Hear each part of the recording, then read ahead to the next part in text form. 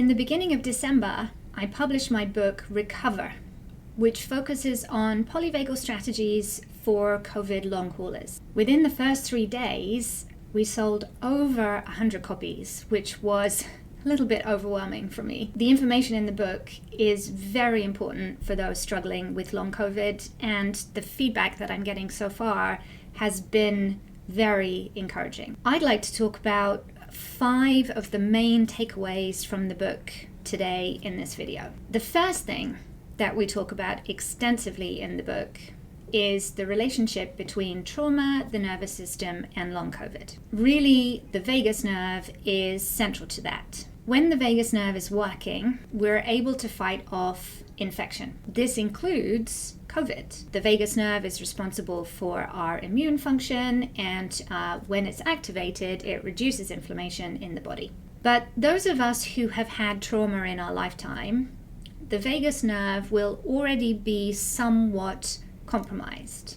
This is because trauma is a biological manifestation and it messes with our nervous system. When the vagus nerve is already compromised and the spike protein comes along, you are much more likely to have a higher chance of getting long COVID after your acute infection, because the vagus nerve is not doing its job of clearing that spike protein from the body. And most of us who have long COVID in our journeys to recover have realized that we have had a sensitive nervous system for most of, if not all, of our lives. Fight or flight is a normal part of our nervous system variation, but those of us with long COVID may have come to realize that previously, being very driven, often type A people, we may have spent extraordinary amount of time in fight or flight. The next thing that the book talks about in great detail is the science. If you faced any doubt in your long COVID symptoms or gaslighting from medical professionals or friends or family, the book really goes into the science in great detail for you. Long COVID is a physiological illness. It's not psychosomatic. It's not a psychological disorder. Most of us have experienced extensive gaslighting from other people as well as from ourselves. I go into depth into the top 5 theories behind what is causing long COVID, but I do so in a way that is accessible and explains these things to people who are not research scientists themselves. We also talk in detail about mitochondrial dysfunction. These are the crucial engines in our cells that convert food and drink into energy. They are very much implicated in long COVID, and when they're not working, any activity is going to be enormously challenging because they're not putting out the energy that we need to drive that.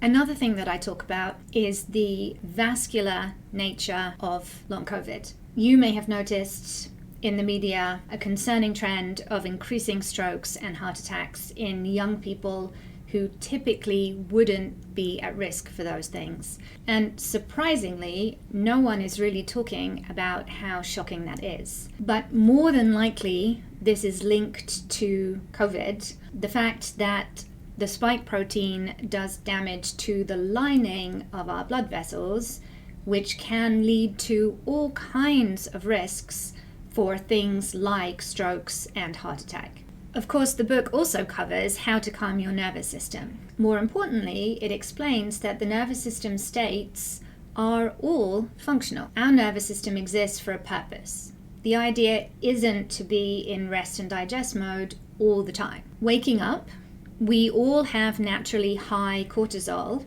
and this primes us for optimal performance. Entering into fight or flight isn't negative. It brings with it focus, attention, and heightened awareness. For example, if you were having brain surgery, you probably do want your surgeon to be a little bit in fight or flight so that they're actually concentrating on what it is that they're doing in your brain rather than accidentally cutting things that you don't want to be cut. But while a little bit of cortisol is beneficial in our bodies, prolonged exposure isn't sustainable. And the body has a natural safety mechanism called the dorsal brake, which pulls us out of prolonged stress and shuts down things so that they don't get damaged. The key to calming our nervous system lies in learning each state, understanding each state, allowing each cycle to complete itself so that we can naturally move back up the ladder again.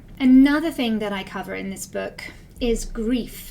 Everybody and their dog told me that I needed to process the so-called grief that I must be feeling as a result of long COVID. You've probably heard me talk about the importance of feeling our feelings, and grief is no different. And we definitely do experience a lot of grief in long COVID. There are a lot of losses, and that will always bring up grief. Feeling our feelings has to be done within the support and safety of our nervous system.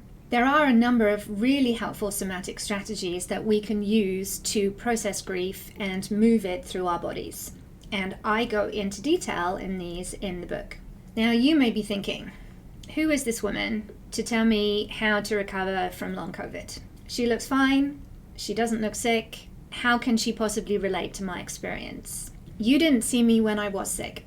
I got COVID in March 2020. I had symptoms really throughout that year until December, when the chronic fatigue really kicked in, and for most of 2021 I was barely getting off the couch and barely functioning. I just didn't happen to take photos of myself in those moments.